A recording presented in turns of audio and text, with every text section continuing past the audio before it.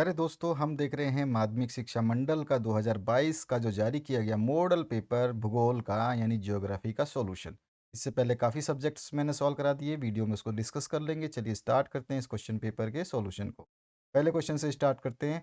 अमूलवादी यानी रेडिकल विचारधारा के प्रतिपादक किसे कहा कहा गया या कौन है या किसने किया? तो वो मार्क्स हैं। आपका बी ऑप्शन करेक्ट हो जाएगा। उसके बाद में दूसरा जो क्वेश्चन है, विश्व के किस महाद्वीप में जनसंख्या सर्वाधिक है? तो एशिया महाद्वीप में जनसंख्या सर्वाधिक है। नेक्स्ट क्वेश्चन की बात करते हैं। ध्यान रखना है, पीडीएफ का पासवर्ड इसी वीडियो के दौरान बताया जाएगा, तो आप वीडियो को स्किप ना करें। और बार बार आप कमेंट करते हैं कि पासवर्ड बताइए सर, तो पासवर्ड तो मैं हर वीडियो में अलग अलग बताता हूँ, तो मुझे तो याद नहीं रहेगा ना।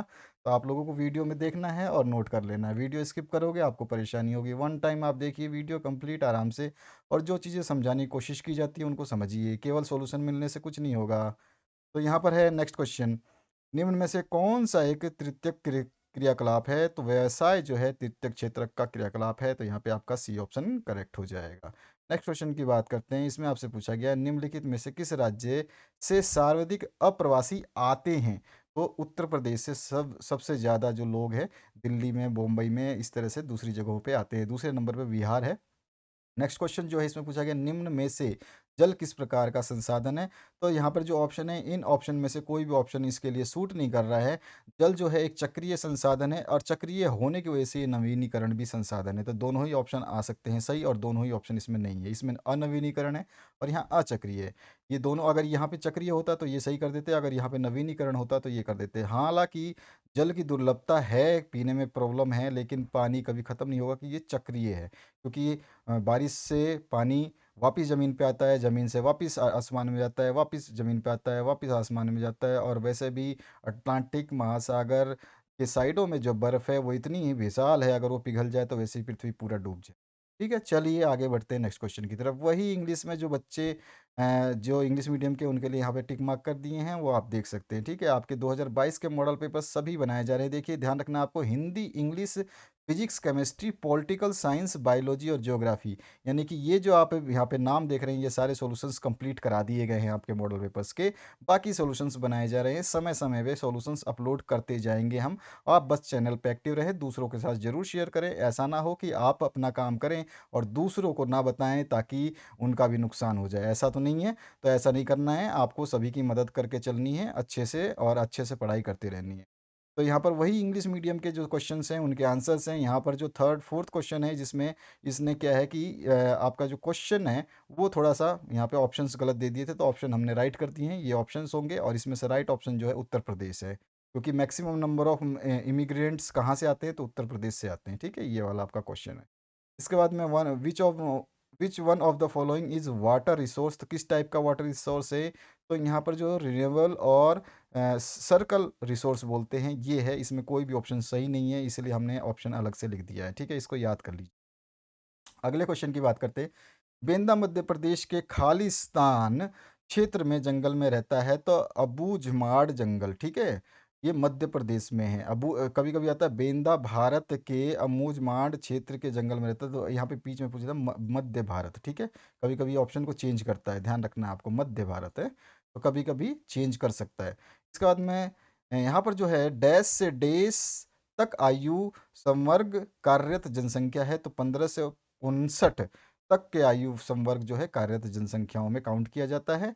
इसके बाद में नेक्स्ट जो है, भारत विश्व व्यापार संघ के संस्थापक सदस्य में से एक रहा है। ठीक है, इसके बाद में नेक्स्ट जो है, डैश की देश के अत्यंत महत्वपूर्ण घटक। ये क्वेश्चन में ना थोड़ा सा मिस्टेक है। ठीक है, इस क्वेश्चन में थोड़ा सा मिस्टेक है, लेकिन इस क्वेश्चन को पढ़ने के बाद जो मुझे कुछ भी समझ में आया उसके हिसाब से मैंने आंसर ये दिया। अगर आपको लगता है कि ये आंसर नहीं है तो आप मुझे कमेंट सेक्शन में ज़रूर बताइए। चिकित्सा और स्वास्थ्य, ठीक है, चिकित्सा और स्वास्थ्य देश के अत्यंत महत्वपूर्ण घटक होते हैं।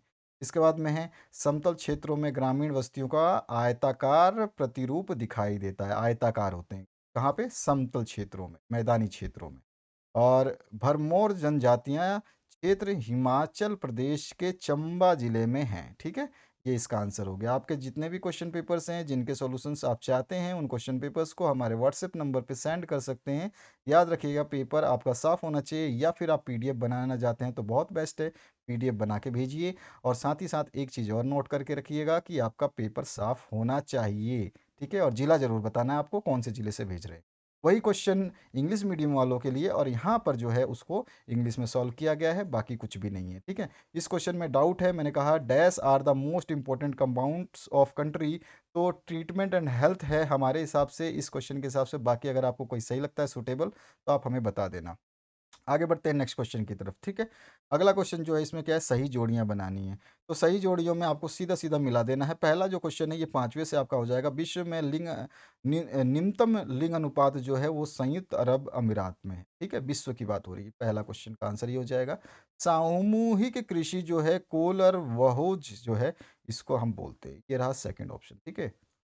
और इसके बाद में अंगूर की कृषि जो है इसको आप मिला देना है, भूमध्य सागरीय कृषि होती है, ठीक है? उसके बाद में नेक्स्ट जो क्वेश्चन है इसमें आपसे खाद्यान्न फसल जो है, ये खाद्यान्न फसल किससे मिलाएंगे आप? गेहूं से, ठीक है? और लास्ट जो है ये परंपरागत ऊर्जा संसाधन जो है वो हमारा कोयला है, ठीक है? ये परंपरागत, ठीक है? यहाँ पे आ गया 5। तो ये हमारे सारे क्वेश्चंस के कंप्लीट हो गए मैचिंग। इसी तरह से इंग्लिश मीडियम वाले फ्रेंड्स जो है आप यहाँ से मैच कर लेना इनको। यहाँ पे वही ऑप्शंस हैं जो ऊपर की तरफ हैं, बिल्कुल same to same ditto, copy to copy है ना, इसी तरह से मैच कर ले। आगे बढ़ते हैं नेक्स्ट को। ध्यान रखना है कि पीडीएफ का पासवर्ड इसी वीडियो के दौरान बताया जाएगा, ध्यान रखना है आपको बस। तो यहाँ पर नेक्स्ट जो क्वेश्चन है इसकी बात करते हैं। नेक्स्ट क्वेश्चन में क्या पूछा गया आपसे? नेक्स्ट क्वेश्चन में पूछा गया आपसे, हाँ चलिए नेक्स्ट क्वेश्चन में पूछा गया आपसे, भारत में लिंग अनुपात किस प्रकार ज्ञात किया जाता है? तो लिंग अनुपात ज्ञात करने का जो भारत में फॉर्मूला है वो है स्त्रियों की संख्या बटे पुरुषों की संख्या गुणा में 1000, ठीक है? ये आपका फॉर्मूला काउंट किया जाता है भारत में। उसके बाद में 2011 की जनगणना के अनुसार भारत की जनसंख्या 1.21 अरब थी, ठीक है? भारत में किस राज्य में स्त्री साक्षरता दर न्यूनतम है? सबसे ज़्यादा अनपढ़ या फिर आप साक्षरता ना होने वाली स्त्रियां जो है बिहार में है, ठीक है? अगले क्वेश्चन की बात करते हैं। आपके ये विषय कंप्लीट करा दिए गए हैं। इन विषयों में आपका हिंदी है, इंग्लिश है, फिजिक्स है, केमिस्ट्री है, पॉलिटिकल साइंस है, बायोलॉजी है और जियोग्राफी है। आगे के सॉल्यूशंस आपके पास आते रहेंगे। यदि आप कोई क्वेश्चन पेपर भेजना चाहते हैं तो यहाँ पर इस नंबर पे आपको भेजना होगा। बहुत ध्यान रखना है, आपको साफ फोटो भेजेंगे, पीडीएफ बना के भेजेंगे, जिला जरूर मेंशन करें। बड़ी लाइन या ब्रॉड गेज में रेल पटरियों के बीच की दूरी कितनी होती है? तो 1.616 मीटर होती है, ये आपको ध्यान रखना है। अगले क्वेश्चन की बात करें, स्थान दिल कर की जाने वाली यानी कि बदल करके ना, स्थान बदल करके की जाने वाली कृषि जो है स्थानांतरी कृषि या झूम कृषि के नाम से जानी जाती है, ठीक है? ये आपका हो गया। यहाँ पे देखिए ये थोड़ा सा क्वेश्चन में मिस्टेक है, क्वेश्चन में काफ़ी मिस्टेक्स होते हैं, मॉडल पेपर्स जो है बोर्ड ऐसे ही जारी करता है अपने हिसाब से, तो वहाँ पर थोड़ा सा दिक्कत हो सकता है। महानगर की जनसंख्या कितनी होती है? तो 40 लाख से अधिक अगर जनसंख्या है तो वो महानगरों में काउंट होता है। अगले क्वेश्चन की बात करते हैं। वही चीज़ यहाँ पर आपको लिख देनी है कि आपका रेशो जो है सेक्स रेशो डिटर्मिनेशन का क्या है, तो आपको यहाँ पर पहला ही बताया है लिंग अनुपात sex ratio is equals to number of women upon number of man into 1000, ठीक है? यहाँ पे आ जाएगा 1.2, 2011 के अनुसार 1.21। और लिटरेसी ऑफ फीमेल कहाँ पे? बिहार में। ब्रॉड गेज होता है 1.616। और आपका स्निफिंग एग्रीकल्चर कॉल्ड जो है झूम खेती या स्थानांतरण ट्रांसफर वाला जो है उसका आ जाएगा। और what is the population of the metropolis? तो 40 लाख से मैक्सिमम। सत्य असत्य की जांच कर लेते हैं। तो वेंजुएला आपके ओपेक का सदस्य देश है, तो ये बिल्कुल सही बात है, ओपेक देश का सदस्य है। उसके बाद में नेक्स्ट जो क्वेश्चन है, इथोपिया की राजधानी अदीस अबाबा है, तो ये भी सत्य वचन है प्रभु। नेक्स्ट क्वेश्चन की बात करें, आंतरिक प्रवास के अंतर्गत 3 धाराएं होती हैं, तो ये गलत है। नेक्स्ट जो क्वेश्चन है इसमें पूछा गया, भारत की संपूर्ण पहली जनगणना 1881 में संपन्न हुई, सत्य वचन है। नेक्स्ट क्वेश्चन है, भारत कपास के उत्पादन में विश्व में प्रथम स्थान पर है, तो ये भी असत्य है। नेक्स्ट क्वेश्चन है आपका, ईमेल एक जनसंचार का माध्यम है, तो ये मास कम्युनिकेशन का माध्यम नहीं है। ईमेल जिसको केवल भेजा जाएगा उसी को प्राप्त होगा। अगर मैं ईमेल आपको भेजूंगा तो आपको ही प्राप्त होगा, जनसंचार के काम का नहीं है ये, ठीक है ना? चलिए आगे बढ़ते हैं नेक्स्ट क्वेश्चन। तो ये आपके आंसर्स हो गए। सिक्स क्वेश्चन है, रेड जेल के अनुसार मानव भूगोल की परिभाषा।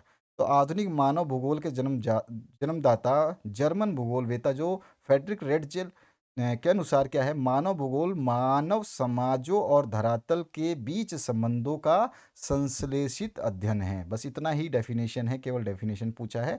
बाकी आप थोड़ा सा ज्ञान के लिए कर सकते हैं। रेड जेल ने यह परिभाषा अपने एंथ्रोपो ज्योग्राफी में दी। उन्होंने पार्थिव एकता पर जोर देते हुए मनुष्य के क्रियाकलापों पर वातावरण के प्रभाव का वर्णन किया उस बुक में। ये थोड़ा सा आपको डिटेल बताया गया है। बाकी कभी कभी आ जाता है कि ये परिभाषा किस बुक में दी गई है, तो ये आपको बुक का नाम, पुस्तक का नाम कंप्लीटली याद होना चाहिए। ठीक है सर, आगे बढ़ते हैं नेक्स्ट क्वेश्चन। और ऑप्शन में है मानव भूगोल के दो उप क्षेत्रों के नाम लिखने हैं, आपकी मर्जी है, कोई भी दो उप क्षेत्र लिख दी। चलवासी पशुचारण किसे कहते हैं या व्यापारिक पशुपालन किसे? तो चलवासी पशुचारण एक प्राचीन जीवन निर्वाह व्यवसाय है जिसमें पशुचारक अपने भोजन, वस्त्र, शरण और औजार एवं यातायात के लिए अपने पशुओं पर निर्भर करता है। पशुचारक पानी एवं चारागाहों की खोज में मैदानी भागों तथा पर्वतीय क्षेत्रों में लंबी दूरियां तय करते हैं। इसके बाद में आपका नेक्स्ट क्वेश्चन है स्थानांतरीय कृषि की दो विशेषताएं और आपका व्यापारिक कृषि की दो विशेषताएं, दोनों में से कोई भी। तो आपका स्थानांतरीय कृषि की बात करते हैं तो प्रति हेक्टेयर उत्पादन बहुत कम होता है क्योंकि किसान उर्वरक, खाद तथा अन्य आधुनिक तकनीकों का प्रयोग नहीं करते हैं। दूसरा है 2-3 वर्षों के बाद भूमि के उस टुकड़े को छोड़ करके यानी छोड़ दिया जाता है क्योंकि मृदा अपरदन तथा मृदा की उर्वरकता के कम होने से उत्पादन में भी कमी आ जाती है। ठीक है सर, आगे बढ़ते हैं नेक्स्ट क्वेश्चन पे। नेक्स्ट क्वेश्चन है कृषि आधारित उद्योगों के नाम लिखने हैं, तो इसमें कुछ ऐसा है नहीं अटपटा, आराम से लिख सकते हो आप। ये सारे उद्योग है, चीनी उद्योग, कपड़ा उद्योग और जूट उद्योग, कोई भी आप नाम लिख सकते हैं। कुटीर उद्योगों की दो विशेषताएं आपको बतानी है, कोई भी आप बता सकते हैं अपनी मर्जी से। कॉटेज इंडस्ट्री, मानव बस्ती को परिभाषित करना है और बस्ती के रैखिक प्रारूप का चित्र बनाना है। तो चित्र तो आप किसी भी बस्ती के रैखिक बना सकते हैं, आयताकार, वृत्ताकार और रेखीय, इस तरह के बहुत सारी बस्तियां हैं। तो यहाँ पे मानव बस्ती की हम बात, मानव बस्ती किसी भी प्रकार और आकार के घरों का संकुल है जिसमें मनुष्य रहते हैं।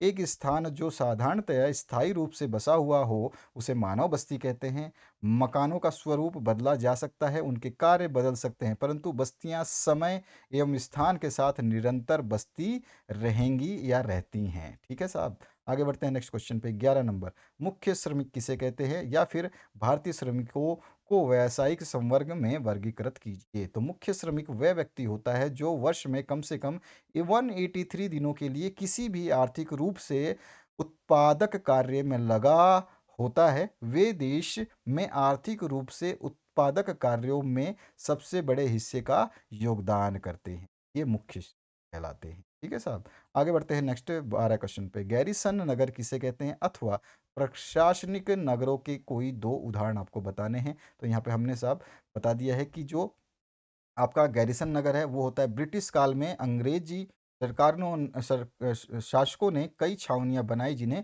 गैरिसन नगर कहते हैं, जिसमें अंबाला, जालंधर, मऊ, बबीना, उधमपुर आदि इसके उदाहरण हैं। तो गैरिसन नगर का कोई खास डेफिनेशन केवल यही है कि ब्रिटिश काल में अंग्रेजी शासकों ने कई छावनियां बनाई थी जिन्हें उन्होंने क्या नाम दिया था, गैरिसन।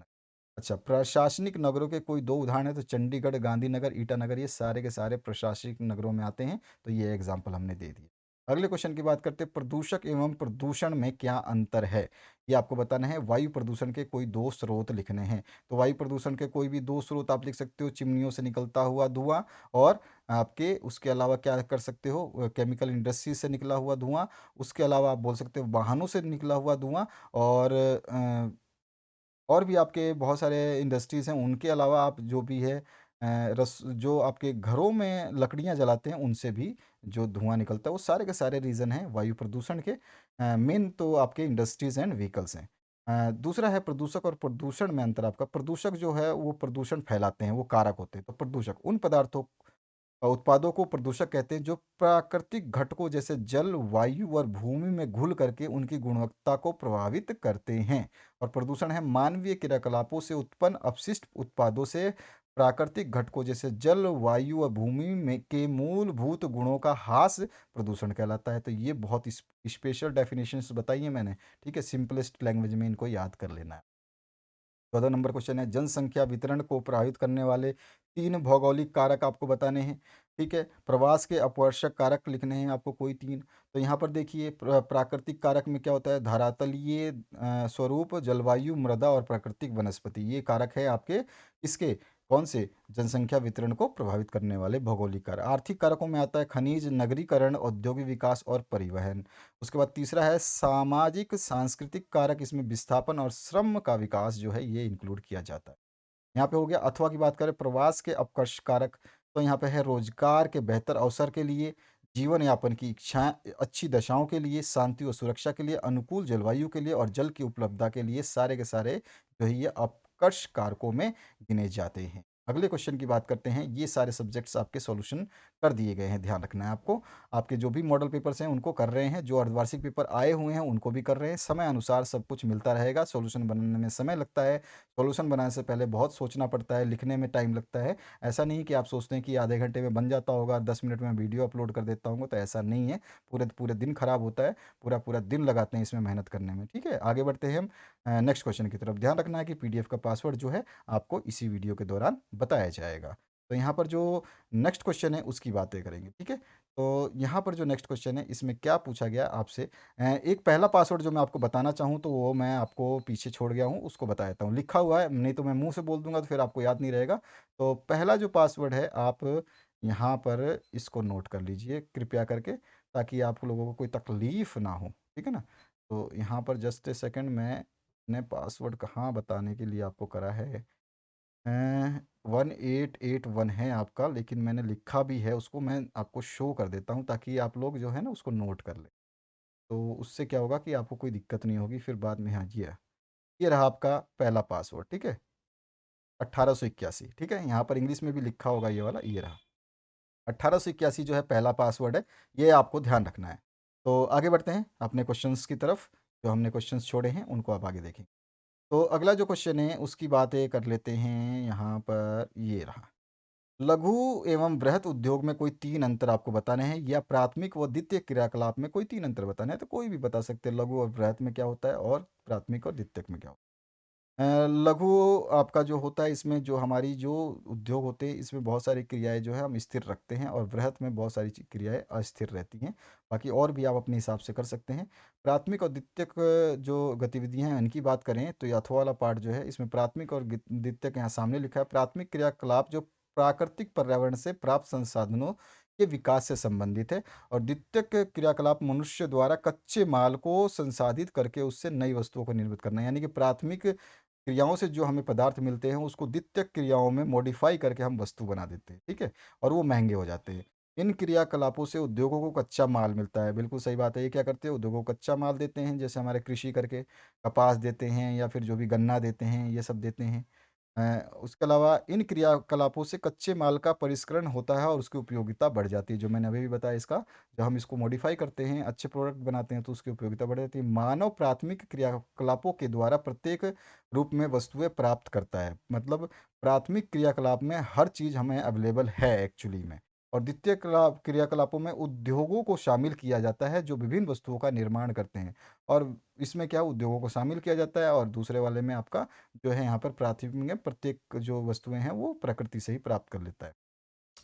इसमें आखेट संग्रहण, पशुचारण, खनन, मछली पकड़ना, लकड़ी काटना, कृषि आदि प्राथमिक क्रियाकलापों में आते हैं। याद रखना है, बहुत सारे बच्चों को तो पता ही नहीं रहता कि प्राथमिक में और द्वितीयक में कौन कौन से क्रियाकलाप आते हैं। विनिर्माण उद्योग, डेयरी, कुटीर उद्योग आदि सभी द्वितीयक क्रियाकलाप हैं। तृतीयक में क्या आते हैं ये भी आपको पता होना चाहिए।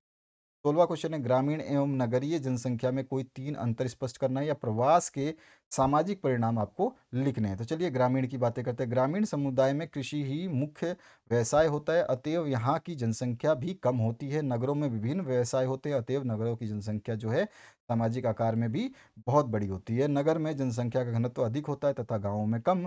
ग्रामीण जनसंख्या समान व्यवसायी होने के कारण अपनी संस्कृति में भी समान होती है, और किंतु नगरीय समाज में विभिन्न व्यवसायी जनसंख्या में संस्कृति की जो है समानता नहीं पाई जाती है। वो तो आप देखते ही हैं, सिटी में रहते हैं और गांव में रहते हैं। ग्रामीण जनसंख्या सादी और भोली होती है, इसके विपरीत नगरीय जनसंख्या में चतुराई और चालाकी पाई जाती है। तो इस तरह से आप इसके आंसर्स लिख सकते हैं। जनसंख्याओं में अंतर बताना है, बाकी ऐसा कुछ नहीं, जटिल नहीं है ये।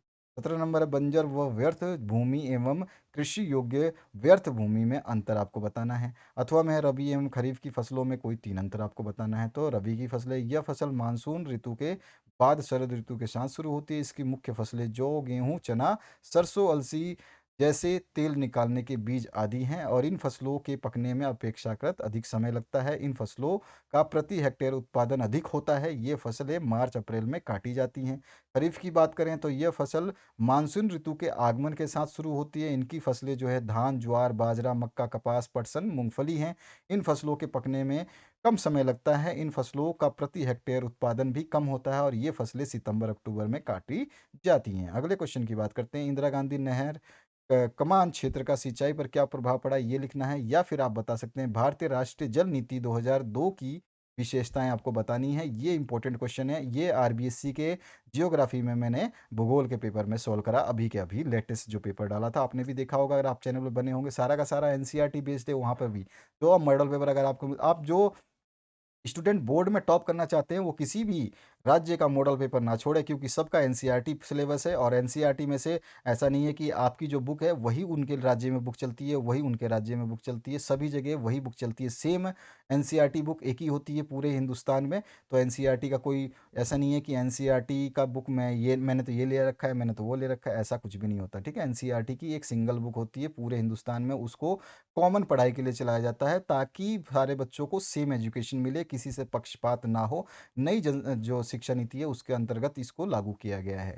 ठीक है, पहले हर राज्य में, कई कई राज्य में, हर राज्य की नहीं बात करूंगा, कई कई राज्यों में अपने अपने बुक्स चलते थे, लेकिन अभी एनसीईआरटी को लागू कर दिया गया है। 2022 में जितने भी मॉडल पेपर आपको देखने को मिल रहे हैं मेरे चैनल पे, इन सभी चैनल्स पे जितने भी मॉडल पेपर है वो सारे एनसीईआरटी बेस्ड है। तो 2022 जो जल नीति है 2002 की, ये बहुत विशेषताओं वाली थी।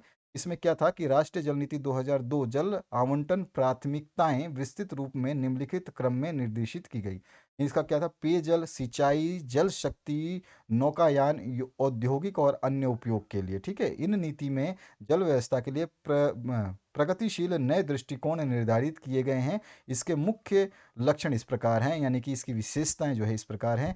सिंचाई और बहुउद्देशीय परियोजनाओं में पीने का जल घटक में सम्मिलित करना चाहिए। जहाँ पेयजल के स्रोत का कोई भी विकल्प नहीं है तो वहाँ पर इसको अवेलेबल कराना चाहिए। पहला पॉइंट इनका ये है, पेयजल सभी मानव जाति और प्राणियों को उपलब्ध कराना हमारी पहली प्राथमिकता होनी चाहिए। ये जो है राष्ट्र इस नीति की पहली मतलब बहुत खासियत है। भौम जल के शोषण को सीमित और नियमित करने के लिए उपाय करने चाहिए। जो भौम जल है, यानी कि पृथ्वी के अंदर से जो जल हम निकालते हैं नलकूपों द्वारा, उनको जो है उसका शोषण जो है हो रहा है, उसको हमें नियमित करना चाहिए। नेक्स्ट जो क्वेश्चन है इसमें हम बात करें तो नेक्स्ट जो क्वेश्चन है इसमें क्या पूछा गया है, सतह और भौम जल दोनों की गुणवत्ता के लिए नियमित जांच होनी चाहिए। जल की गुणवत्ता सुधारने के लिए एक चरणबद्ध कार्यक्रम शुरू किया जाना चाहिए। जल के सभी विविध प्रयोगों में कार्यक्षमता सुधारनी चाहिए, और जल संसाधन के रूप में जल के लिए जागरूकता विकसित करनी चाहिए। शिक्षा विनियम उपक्रमणों, प्रेरकों और अनुक्रमणों द्वारा संरक्षण चेतना बढ़ानी चाहिए। तो ये सारे के सारी विशेषताएं हैं इस नीति की। ठीक है, तो आपको इन सभी विशेषताओं को याद करनी है। ठीक है, आगे बढ़ते हैं। नेक्स्ट क्वेश्चन, विश्व के मानचित्र में निम्नलिखित को दर्शाना है। तो विश्व के मानचित्र में निम्नलिखित को दर्शाना है, तो हम दर्शाएंगे भैया, क्यों नहीं दर्शाएंगे। नॉर्वे को भी दिखाएंगे, भूमध्य सागर को, ऑस्ट्रेलिया को, पप्पास घास मैदान, उसके बाद में संयुक्त राज्य अमेरिका का प्रमुख औद्योगिक क्षेत्र, इनको दर्शाएंगे। और हम क्या दर्शाएंगे, हिंद महासागर, न्यूजीलैंड और रूहर क्षेत्र, सिंगापुर बंदरगाह और न्यूयॉर्क शहर, सभी को दर्शाएंगे। चिंता करने की आवश्यकता नहीं है, चलो दर्शा देते हैं इन सभी को। मैंने अथवा पार्ट भी दर्शा दिया, क्यों छोड़ूं मैं आज, चलो यार कर देते हैं इसको। देखिए मैंने थोड़ा लिखा इंग्लिश में है, तो उसके लिए आपको घबराने वाली बात नहीं है। पूरा का विश्व का मानचित्र इस तरह का रहेगा आपका, और इसमें जितने भी ये ऑप्शन हैं इन सभी को दर्शा दिया गया है, आप इसको देख लेना। पहला देखिए, ये जो है आपका अमेरिकन एरिया है, यूएसए का एरिया है ये वाला। और यूएसए में major industries region of the United States पूछा गया हमसे, ये रहा पांचवा पॉइंट। ठीक है, तो हमने इसको दर्शा दिया, ये काफ़ी जगह पे है तो इसलिए मैंने 3 4 तीरों से दिखा दिया। यहाँ पे भी ये बहुत सारे इंडस्ट्रीज मेजर, यहाँ पे भी है, यहाँ पे भी है, आप एक तीर से भी दिखा सकते हो कहीं पे भी। ठीक है, दूसरा न्यूयॉर्क सिटी, ये रहा पांचवा, दूसरे पार्ट का अथवा वाले पार्ट का, कोई सारे पार्ट को कर दिया है मैंने। न्यूयॉर्क सिटी बिल्कुल इस जगह पे है, बिल्कुल यहाँ पे जहाँ बॉर्डर है ना, बॉर्डर पे ही न्यूयॉर्क सिटी।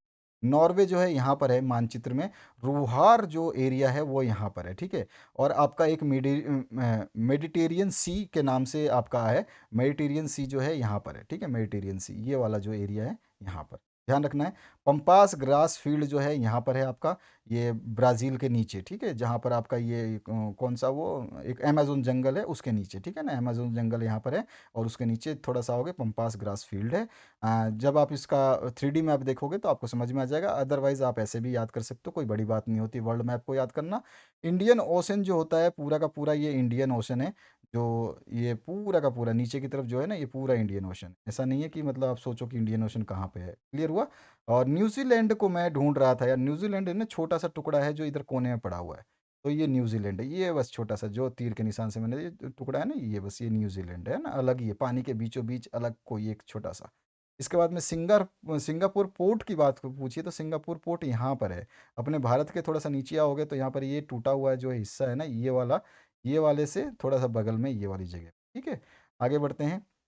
और कौन सा है ये, ओ, ओ जो लिखा है ये निशान है, कभी ओ मत समझ लेना। ठीक है, नॉर्वे जो मैंने आपको बता दिया, न्यूयॉर्क सिटी बता दिया, major industrial region of USA बता दिया, सिंगापुर पोर्ट बता दिया, न्यूजीलैंड बता दिया, पंपास ग्रीनफील्ड बता दिया, मेडिटेरियन सी बता दिया, और रूहर एरिया बता दिया, और ओशियन जो है इंडियन ओशियन आपको बता दिया। अब आगे बढ़ते हैं नेक्स्ट क्वेश्चन की तरफ। नेक्स्ट क्वेश्चन में क्या है आपका, भारत के मानचित्र में निम्नलिखित को दर्शाना है। दिल्ली, अरब सागर, केरल प्रमुख चाय उत्पादक राज्य, भारत का सर्वाधिक जनसंख्या वाला राज्य।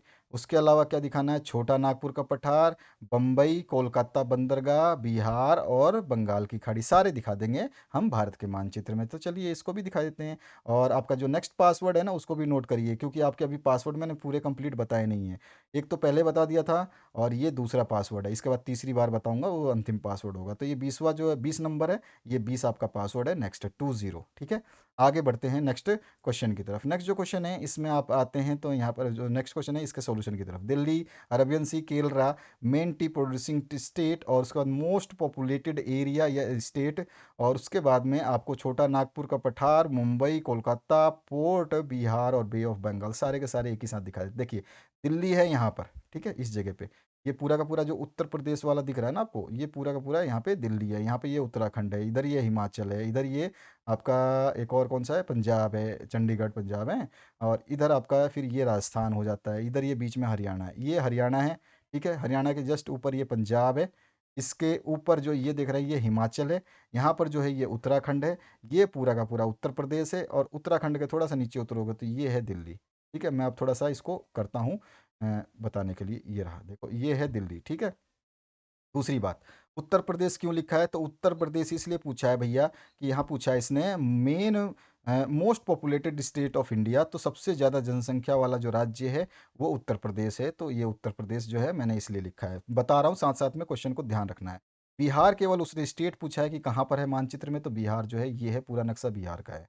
ठीक है, आसाम क्यों लिखा है हमने, तो आसाम जो है वो चाय उत्पादक क्षेत्रों में स्टेट जो है सबसे बड़ा है, सर्वाधिक प्रमुख चाय उत्पादक राज्य जो है सबसे बड़ा, वो हमारा जो है आसाम है। ठीक है, आसाम के बाद में आपका केरल भी है, वो नीचे की तरफ यहाँ पे है केरल, लेकिन आसाम सबसे बड़ा है। ठीक है, तो आसाम आपका आ जाएगा यहाँ पे। इसके बाद में आपका नेक्स्ट जो छोटा नागपुर पठार जो है आप यहाँ दिखा दोगे कलकत्ता में, और कलकत्ता पोर्ट जो है बिल्कुल यहाँ किनारे पे दिखा दोगे जहाँ समुद्री इलाका है। और इसके अलावा ये जो शकल है ना थोड़ी सी, ये बांग्लादेश बीच में घुसा हुआ है। ठीक है, चलो कोई बात नहीं। अच्छा, अरबियन सी पूछ रहा था ये भैया, अरबियन सी कहाँ पूछा इसने, अरबियन सी इसमें पूछा था ऊपर वाले में, ये रहा अरबियन सी पूछा, दिल्ली पूछा था, दिल्ली बता दिया, केरला नीचे है, मेन टी वाला बता दिया, टी उत्पादक राज्य बता दिया, पॉपुलेशन वाला बता दिया केरला, और आपका अरबियन सी देख लेते हैं। अरबियन सी जो है, आप ये गुजरात के नक्शे के नीचे जो इशारा देखते हो पूरा का पूरा अरबियन सी है, जितना भी पानी इधर है ना वो सारा अरबियन सी है। ये नक्शा जो है महाराष्ट्र का है, ये पूरा का पूरा जो है महाराष्ट्र है, ये पूरा का पूरा जो है अरबियन सी है पूरा एरिया। ठीक है, मैंने जो केरल हाँ केरला की बात करें तो ये पूरा का पूरा केरला है। ये पूरा नक्शा जो अभी आप देख रहे हैं, ये पूरा का पूरा केरला है, ठीक है? ये छोटा-सा मैप जो दिख रहा है आपको, केरला है। श्रीलंका तो आपको पता ही है, वो छोटा-सा नीचे लटका रहता है हमेशा। बे ऑफ बंगाल की बात कर रहा था, तो बे ऑफ बंगाल पूरा का पूरा बंगाल के नीचे, यानी कि ये जो बंगाल है, इसके नीचे ये पूरा का पूरा ना एरिया, ये पूरा बे ऑफ बंगाल में ही आता है। ये पूरा कवर करता है बे ऑफ बंगाल, ठीक है? इस तरह से ये पूरा सॉल्यूशन है। मेरे हिसाब से आपको मज़ा आया होगा इस पूरे वीडियो को देख कर के, कुछ ना कुछ समझे होंगे, कुछ ना कुछ सीखे होंगे। और इंडियन ओशियन जो पूछा जाए, तो इंडियन ओशन जो है पूरा का पूरा इस भारत के नीचे जब उतरोगे आप, पूरा का पूरा ये इंडियन ओशन में ही काउंट होता है। ये सारा का सारा इधर ये इंडियन ओशन में ही काउंट होता है। सारा इंडियन ओशन है जो इसमें पूछा गया था, ठीक है? ये देखिए, तो ये वर्ल्ड मैप बता दिया मैंने आपको, इंडिया का मैप बता दिया, और अंतिम पासवर्ड नोट करिए। अंतिम पासवर्ड जो है 68। क्या है अंतिम पासवर्ड? 68। ध्यान रखना है आपको, अंतिम पासवर्ड है 68। ये ध्यान रखना है, लास्ट पासवर्ड इज 68। तो ऐसा ना हो कि आप भूल गए हो कि पासवर्ड नहीं बताया सर ने। हमेशा मैं बोलता हूँ पासवर्ड, कई लोग तो बोलते हैं सर पासवर्ड बताना भूल गए आप। तो मैंने कहा बच्चे तूने स्किप कर दिया होगा, एक बार दोबारा देख, तेरे को समझ में आ जाएगा। ठीक है, तो यहाँ पर जो है 68 is the last password. 3 times में मैंने पासवर्ड बताए हैं। टोटल मिला के 4 और 4 8 डिजिट पासवर्ड हैं, ठीक है? एक बार में 4 डिजिट बताया, एक बार में 2, और फिर लास्ट में 2 बताया। तो कुल मिला के 8 डिजिट में आपका ये सोल्यूशन है। ये सारे सोल्यूशंस कंप्लीट करा दिए हैं मैंने, ये देख लीजिए आप। अभी ज्योग्राफी का देख रहे थे, इससे जस्ट पहले मैंने बायोलॉजी का डाला था, ठीक है? उस बायोलॉजी से जस्ट पहले मैंने डाला था पॉलिटिकल साइंस का, उससे पहले डाला था मैंने केमिस्ट्री का, उससे पहले डाला था मैंने फिजिक्स का, उससे पहले डाला था मैंने इंग्लिश का, उसके बाद डाला था मैंने हिंदी का, ठीक है? तो ये सारे सॉल्यूशंस आपके जो 1 2 3 4 5 6 7 8 सॉल्यूशंस बना दिए मैंने, और बाकी के बना रहा हूँ। उसके लिए थोड़ा समय लगता है, तो उसके लिए घबराना नहीं है आपको। और दूसरी बात कि आप जब भी किसी चैनल का वीडियो देखते हैं, आराम से देखिए, जहाँ पे भी आपको सुविधा लगती है वहाँ की वीडियो देखिए। लेकिन कोई सॉल्यूशन लिख करके जो वीडियो आपका टाइम वेस्ट करता है, उस चैनल से बचिए। सॉल्यूशन देने वाले चैनलों का हमेशा वीडियो वॉच टाइम जो है, वॉच मतलब वीडियो जो होगी, आप यूट्यूब पे वीडियो कभी भी कोई भी वीडियो देखोगे तो उसका टाइम लिखा रहता है कोने पे कि कितने टाइम का है वो। तो हमेशा वो 15 से 20 मिनट से ज़्यादा होगा, मिनिमम 15 मिनट से ज़्यादा होगा जब कोई भी सॉल्यूशन का वीडियो होगा। क्योंकि सॉल्यूशन अगर वो बताएगा, समझाएगा, तो ऑब्वियस सी बात है 15 से 20 मिनट ज़्यादा लगेंगे ही लगेंगे। मिनिमम तो 20 मिनट है, फिर भी मैं 15 का तो एवरेज मान के चल रहा हूँ। लेकिन कोई 5 मिनट, 7 मिनट, 10 मिनट में आपको बोलता है कि फुल सॉल्यूशन, ये सॉल्यूशन, उत्तर नहीं बताते भैया, वो बेवकूफ़ बनाते हैं। वो क्वेश्चन पेपर रीड करेंगे, आपको बताएंगे भैया ये क्वेश्चन पेपर है, ऐसे ऐसे रीड करेंगे, और ये क्वेश्चन आएगा, देखो आपको छोटा नागपुर पठार बताना है मानचित्र में, आपको मुंबई बताना है, आपको कोलकाता बताना है, आपको बिहार बताना है, और बे ऑफ बंगाल बताना है। इनको बताने से आपको एक एक नंबर मिलेगा, बस इस तरह से आपको वो वीडियोस मिलेंगे। वो वीडियो में मज़ा नहीं आता, ठीक है ना? मज़ा की बात नहीं है, बात ये भी है टाइम ख़राब होता है। चलिए, आशा करता हूँ इस वीडियो से आप लोगों को हेल्प मिलेगी, और ये वीडियो देखने के लिए आपका बहुत बहुत धन्यवाद। Thank you very much, have a good day.